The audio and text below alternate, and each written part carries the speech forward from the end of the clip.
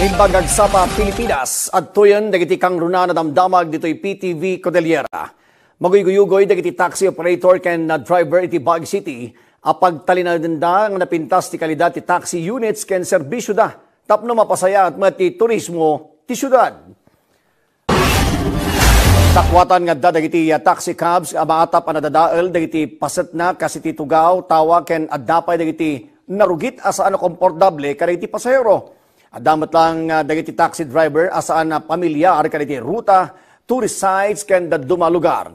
Isu nga iti resolusyon dagiti konsyal ti syudad kinid daw da akasapulan a mapalagipan. Maigiya ken matulungan dagiti taxi operators ken drivers manay iti kalidad dagiti taxi unit ken serbisyo da. Suporta mo daytoy dagiti taxi driver ken commuter. Naipayan iti kopya ti resolusyon ti City Tourism Office para ti kaskanan nga aksyon.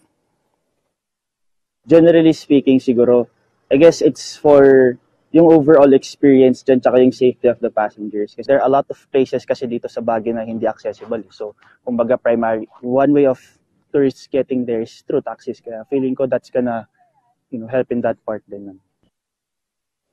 Iti dadumapay adamag nagbalag manan ti Regional Anti-Cybercrime Unit Cordillera. Kaya iti umiling agridam ken ipakamo dagiti anyaman na klase ti agraraira as cybercrimes.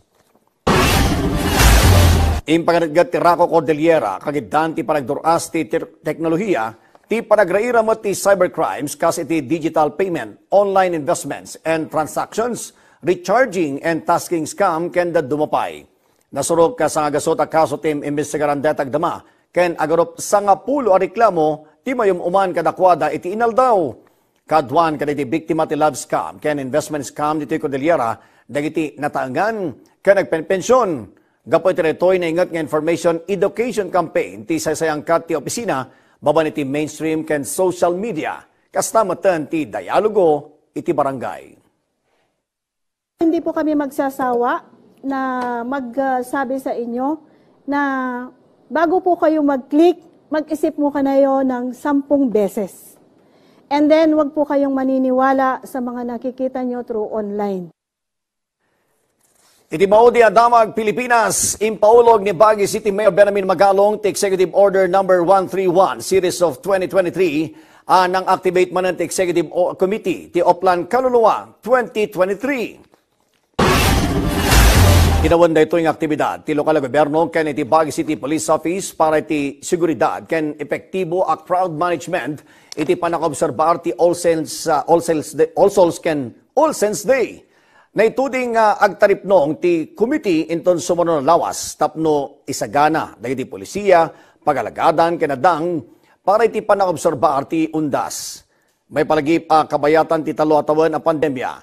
Naipatungpal ti nasapa ken per district nga schedule iti panagdalos ken iti pansyon tapno maliklikan ti adu ataw ken lugan ngagturong ken iti Camposanto.